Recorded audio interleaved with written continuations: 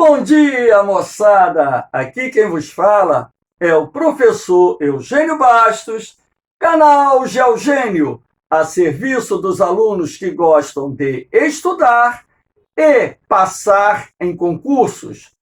Moçada, vamos se inscrever no canal, deixe aquele like, compartilhe o vídeo e ajude o professor Eugênio Bastos a democratizar o ensino da geografia. O nosso encontro de hoje falará das paisagens vegetais do mundo, assunto este que foi dividido em duas partes. Na verdade, eu falarei apenas das mais importantes paisagens vegetais encontradas na Terra. Uma aula direcionada, sobretudo, para alunos da SpaceX, sendo que o assunto, vez por outra, aparece também em provas de vestibulares. O assunto também é de grande valia para alunos do ensino fundamental e até mesmo do ensino médio. Então, vamos começar o nosso encontro falando da tundra, uma vegetação adaptada ao clima subpolar, tendo como a sua principal área de domínio o norte da América do Norte, incluindo-se aí a ilha da Groenlândia, o norte da Europa e o norte do continente asiático. Vamos ver como é a tundra. A tundra é uma vegetação de baixo porte, composta predominantemente por musgos e líquens, que florescem somente durante a curta estação do verão. Na maior parte do ano, as regiões subpolares do planeta ficam cobertas de neve, gelo, e durante esse período, essa vegetação rasteirinha morre, voltando a renascer ou florescer somente no curto período do verão. É uma vegetação de baixo significado econômico, porém importante para o ecossistema localizado nas regiões subpolares da Terra. Aqui nós temos a taiga ou floresta boreal. A taiga é uma floresta adaptada ao clima frio continental, encontrada, sobretudo, no Canadá, no Alasca, no norte da Europa, Noruega, Suécia, Finlândia, Rússia, e também no norte da Ásia, sendo que a taiga siberiana é a maior floresta fria do planeta. A taiga também é chamada de floresta boreal, ou seja, floresta do norte. Aqui nós veremos a imagem da taiga, que é uma floresta que podemos considerar homogênea, uma vez que ela possui uma pequena variedade de árvores. É uma floresta relativamente aberta. As florestas frias não são tão densas, tão fechadas como as florestas tropicais do mundo.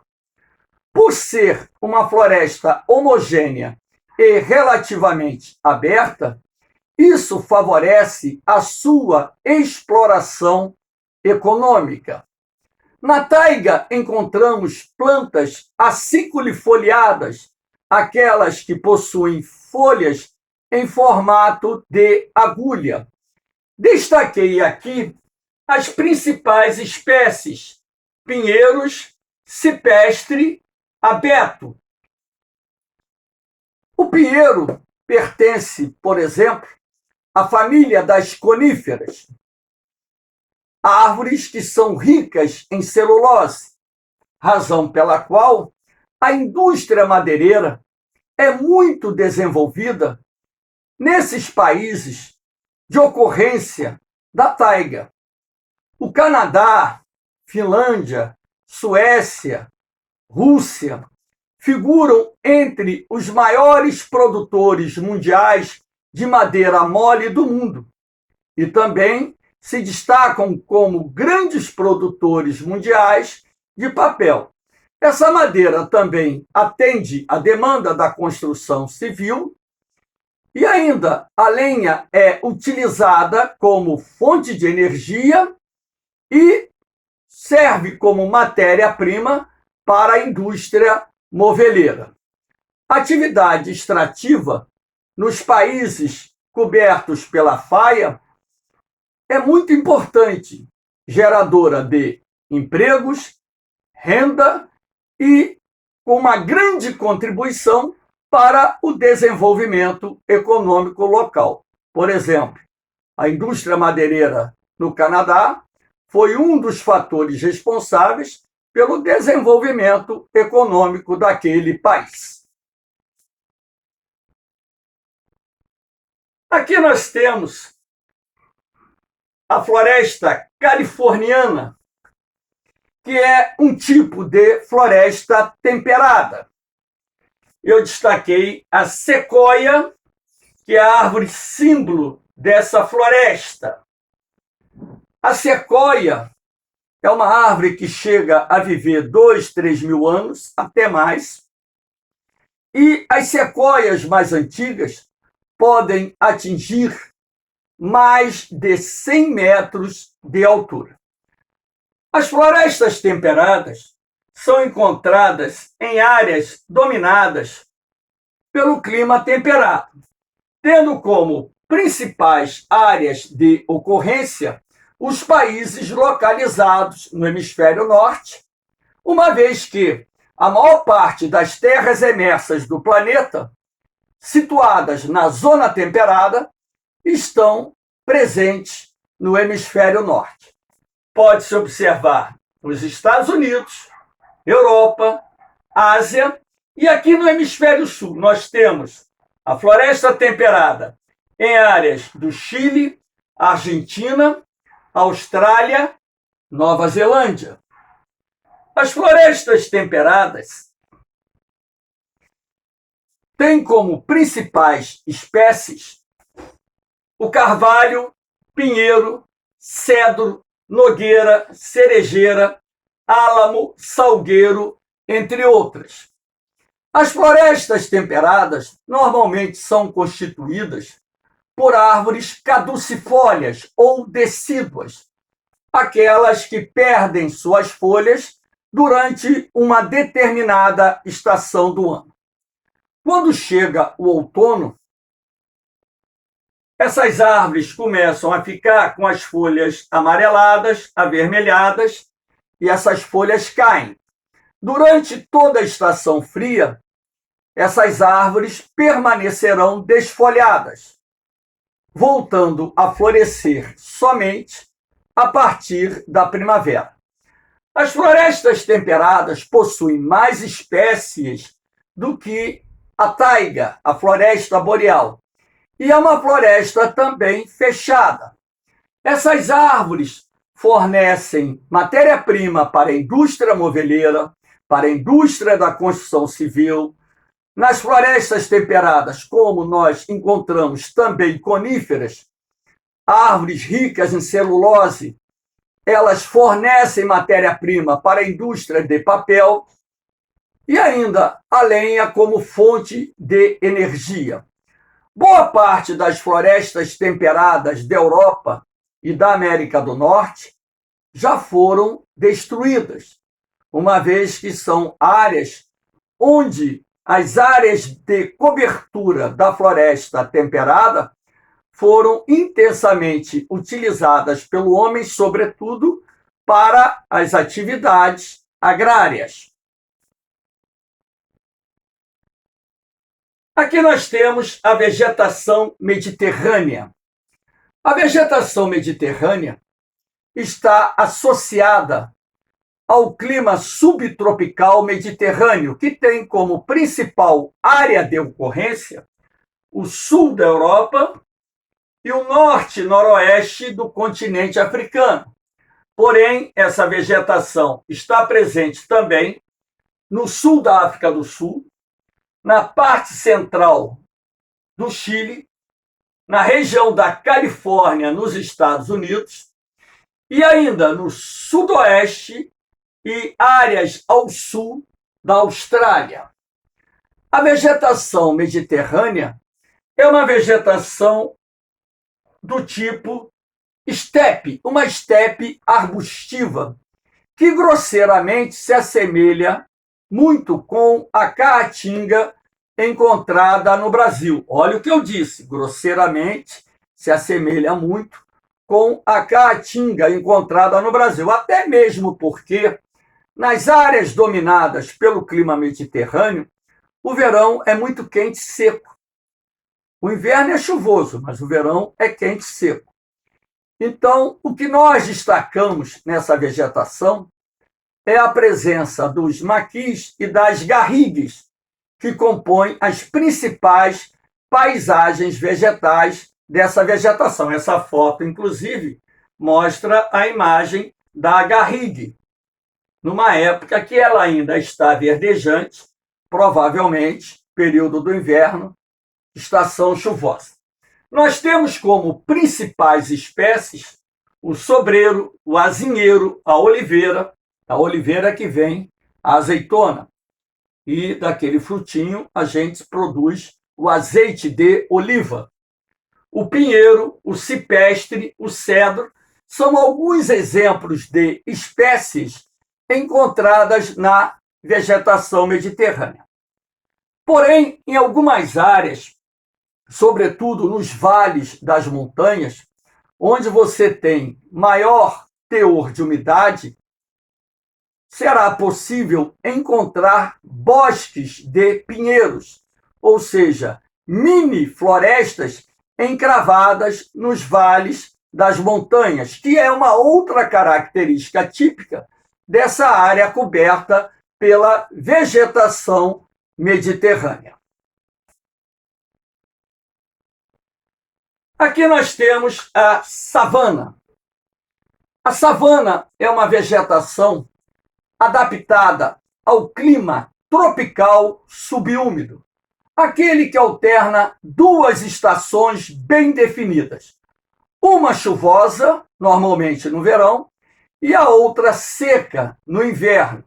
Como vocês podem ver, as savanas estão presentes na África, na América do Sul e América Central, se estendendo inclusive por algumas áreas do México, na América do Norte, e também no sul da Ásia e norte da Austrália. A savana ela recebe nomes diferentes em várias partes do mundo. Aqui no Brasil, nós chamamos as savanas de cerrados. Na Venezuela, eles chamam de llanos. Lá no México, de chaparral. Na Índia, de jangal. Mas, na verdade, esses nomes se referem a essa vegetação com características adaptadas ao clima tropical subúmido, razão pela qual as savanas são consideradas tropófilas, ou seja, adaptadas a áreas que apresentam duas estações bem marcantes, uma chuvosa e uma seca.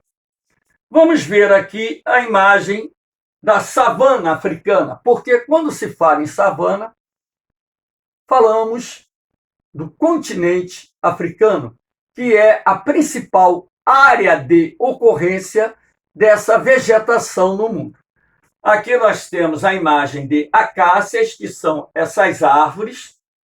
A acácia é uma árvore símbolo da savana, inclusive muito resistente ao período seco. E as suas folhas servem de alimento para animais herbívoros, incluindo aí a girafa. Nós temos aqui a imagem da zebra, do elefante, pastando numa área de savana. A savana é constituída por uma vegetação arbórea. Essas árvores se encontram distantes entre si, havendo um substrato rasteiro constituído por ervas e gramíneas que conferem a esta região a presença de pastagens naturais que, por sua vez, serão de grande importância para os animais herbívoros. Os maiores mamíferos do planeta, aqueles que vivem em terra, estão aqui nas savanas africanas, inclusive com algumas reservas criadas para a proteção de animais ameaçados de extinção. As savanas vêm sendo pressionadas pela expansão do agronegócio no continente africano, não só a agricultura empresarial, que nas últimas décadas avançou muito nas áreas de savana, sobretudo o cultivo de grãos como a soja e o milho, assim como a pecuária extensiva também vem se expandindo muito rapidamente nas áreas de savana.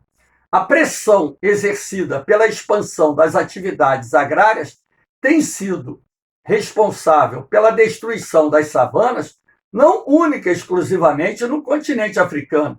Isso também ocorre aqui na América, ocorre na Ásia, assim como também ocorre na Austrália. As savanas constituem um dos mais importantes ecossistemas existentes em nosso planeta. Vou mostrar a vocês uma árvore símbolo da savana, que é o baobá.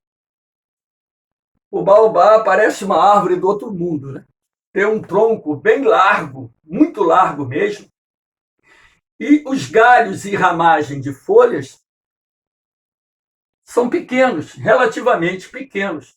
Apesar de ter um tronco muito largo, você não tem uma ramagem de galhos e folhas que possibilite um sombreamento grande do solo.